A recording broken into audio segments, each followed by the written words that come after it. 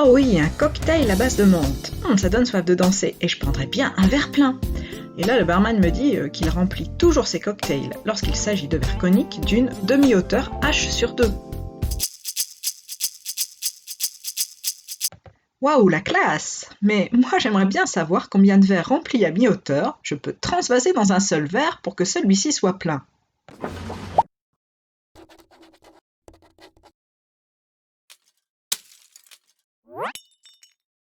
Alors, à ce verre conique d'une hauteur H/2, proposé par le barman, est-ce que je dois transvaser un verre, deux verres, trois verres, quatre verres, cinq verres, six verres ou sept verres?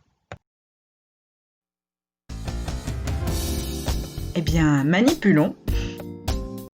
La mesure de la hauteur H de mon verre conique est de 5 cm. Donc, à l'aide d'une équerre, dont je ne me sépare jamais d'ailleurs, je repère la hauteur H/2. Alors pour la suite, je vais demander au barman de m'aider à manipuler. Eh, doucement, doucement! Pas plus haut que le verre non plus!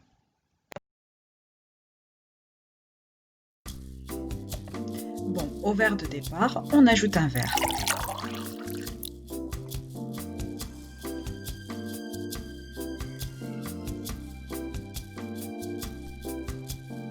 On reprend un verre à l'état initial rempli d'une hauteur H/2 dans lequel on transvase le résultat de la manipulation précédente, ce qui correspond à un ajout de 2 verres.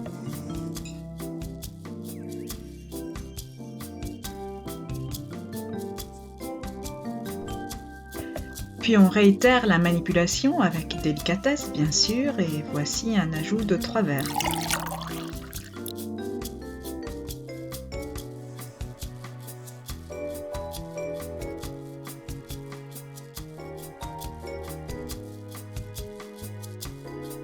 Puis on continue sans en renverser sur la table et voici un ajout de 4 verres.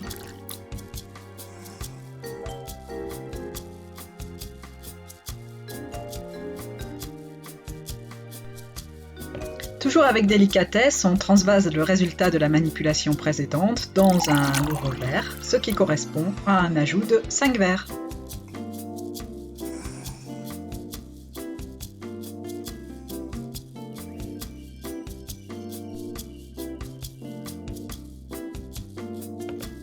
On continue en prenant des précautions et voilà un ajout de 6 verres.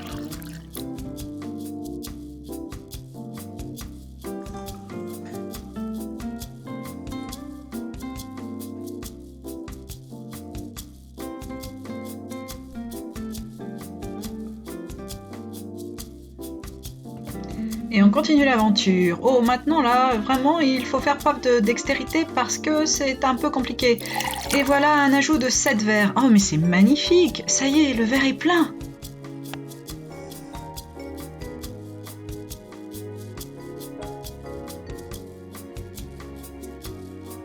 Waouh, c'est dingue! Mais comment c'est possible? Bon, en même temps, il n'y a plus de place pour la paille et les feuilles de menthe.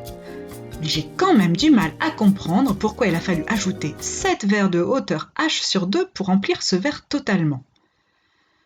Oh, il faut vraiment que je fasse appel à un expert. Bon, il est un petit peu tard là.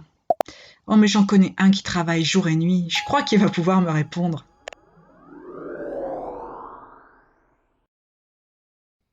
C'est simple. Le cône de révolution, ça c'est la forme de notre verre à cocktail, tout comme le cylindre ou le cube, sont des solides en trois dimensions. Prenons par exemple le cube, aussi appelé hexaèdre régulier, puisqu'il a six faces régulières qui sont des carrés.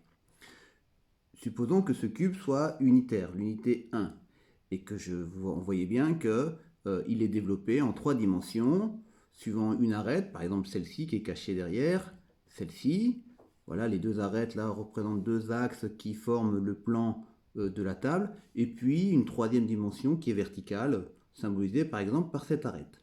Si je veux doubler l'arête de ce cube, eh bien ma foi, il suffit de juxtaposer côte à côte des cubes semblables. Vous voyez qu'ici, j'ai augmenté cette arête de 2, multiplié par 2, ici multiplié par 2. Je fais pareil avec l'arête verticale, comme ceci. Là, j'ai multiplié par 2 sur 3 dimensions. Et si je veux obtenir un cube complet, je n'ai plus qu'à compléter par des petits cubes. Et là, je vois bien que pour obtenir un cube dont l'arête est double, eh bien, je n'ai pas doublé le volume du cube, mais au contraire, j'ai additionné combien? 1, 2, 3, 4, 5, 6, 7 cubes identiques. Et j'ai donc multiplié par 8 le volume du cube initial. Voilà, on multiplie l'arête par 2, on multiplie le volume par 8. Ah ben voilà, c'est bien plus clair. Bon, passons à l'abstraction. On va commencer par le cube. Non, j'en veux pas autant, je vais juste en prendre un. Ah bien voilà, je vais prendre celui-là, il est parfait. Donc voilà l'arête de mon cube, puis l'autre arête dans le plan. Enfin, voici l'arête verticale. Je vais donc pouvoir écrire le volume de ce cube. Bon, pour cela, j'aurais besoin d'un tableau. Ah ok, super, merci. Donc le volume V1 de ce cube est égal à A fois A fois A, ce qui me donne A au cube. La manipulation mise en place par notre expert consiste à doubler l'arête du cube. Donc, l'arête de ce nouveau cube construit devient 2A. Je peux ainsi écrire le volume de ce nouveau cube. V2 sera égal à 2A multiplié par 2A multiplié par 2A, ce qui me donne 8A au cube. Il paraît donc simple de faire le rapport du volume V2 sur le volume V1, ce qui nous donne 8A au cube divisé par A au cube. Ceci vaut 8. Le volume V2 est bien égal à 8 fois le volume du premier cube. Et pour obtenir ce volume V2, il a bien fallu rajouter 7 cubes au premier cube.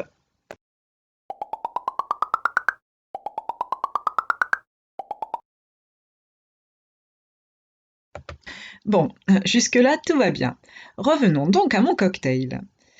La partie supérieure de ce verre peut effectivement être assimilée à un cône. Bon, par contre, il faudrait que je retrouve la formule du volume du cône. Alors, de mémoire, c'est 1/3 fois l'aire de la base fois la hauteur. Ah oui, donc la base, c'est un disque. Comme tout le monde le sait, l'aire du disque, c'est pi r carré. Donc le volume de mon cône, ça doit être, et c'est 1/3 fois pi fois r carré fois h.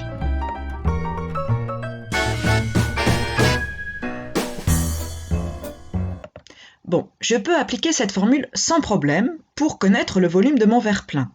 Je connais les dimensions de mon verre, sa hauteur, le diamètre, donc le rayon du disque à la surface du verre. Mais pour mon verre rempli d'une hauteur h sur 2, pour trouver le rayon, c'est quand même un peu plus coton. J'ai beau imaginer mon verre et le tourner dans tous les sens, il va falloir réfléchir un peu pour trouver le rayon de mon verre rempli d'une hauteur h sur 2.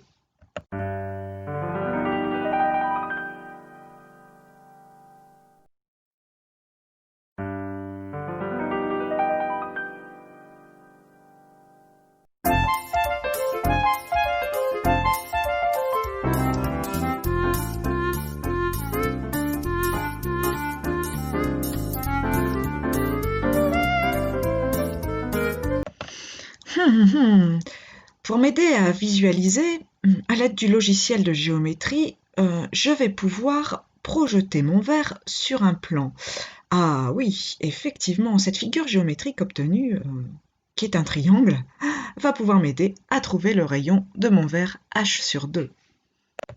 Je peux même couper ce triangle en 2 triangles symétriques et continuer à réfléchir pour la suite sur ce triangle-ci. Je vais même le reconstruire et le nommer à l'aide de points pour y voir plus clair. Ainsi, la longueur OB représente la hauteur de mon verre, la longueur OA représente la demi-hauteur de mon verre et la distance BD représente le rayon du disque à la surface de mon verre. Oh mais oui, ça saute aux yeux! Alors là, on boit un coup tranquillou, et qui est-ce qui s'invite dans nos verres? C'est Thalès. Bon, en même temps, merci Monsieur Thalès, parce que avec votre théorème, ça va nous aider à résoudre le problème. Ben oui, les surfaces du verre rempli totalement et du verre rempli d'une hauteur h sur 2 sont parallèles. On peut donc écrire que OA sur OB est égal à OC sur OD est égal à AC sur BD. Alors, les rapports OA sur OB égale AC sur BD m'intéressent particulièrement, car c'est la longueur AC que je recherche.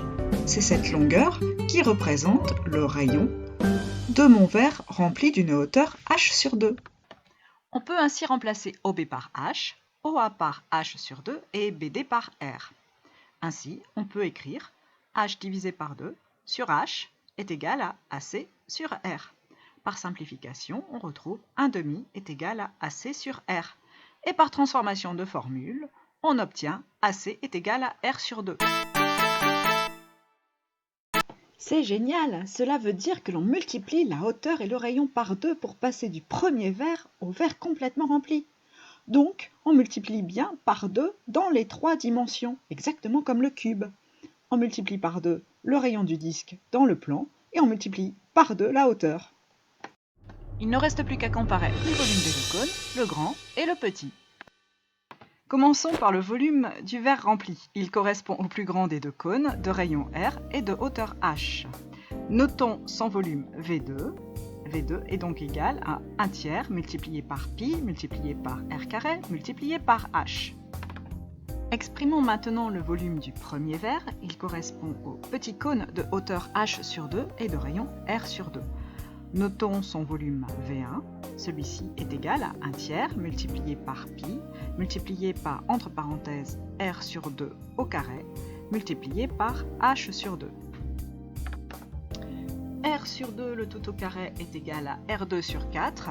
Donc, après calcul, on obtient un volume V1 qui est égal à 1 sur 24 multiplié par pi multiplié par R2 multiplié par H. Exprimons maintenant le rapport V2 sur V1. V2 est égal à 1/3 fois pi R de H. V1 est égal à 1/24 fois pi R de H. Alors le rapport semble un peu compliqué, mais en fait, pi fois R carré fois H se simplifie au numérateur et au dénominateur. Il nous reste 1/3 divisé par 1 sur 24, ce qui fait 24/3. Et au final, on obtient 8. C'est comme pour les cubes, il a bien fallu ajouter 7 cocktails au premier cocktail pour obtenir un verre plein. Et au regard de ces démonstrations, on peut dire que lorsque l'on multiplie toutes les dimensions d'un solide, les longueurs des côtés, les arêtes, les rayons par 2, on multiplie le volume par 8. Alors vous pouvez essayer avec une sphère et vous verrez, ça marche très bien. Mais je préfère vous lancer le défi suivant. À quelle hauteur je dois verser le cocktail dans le verre pour obtenir un volume égal précisément à V sur 2. Allez-y, lancez-vous au boulot, réfléchissez bien. Pendant ce temps-là, moi je vais aller boire mes 8 cocktails parce qu'après des belles démonstrations comme ça s'arrose. Je vous rassure, ils sont sans alcool. 1, 2, 1, 2, 3, 4.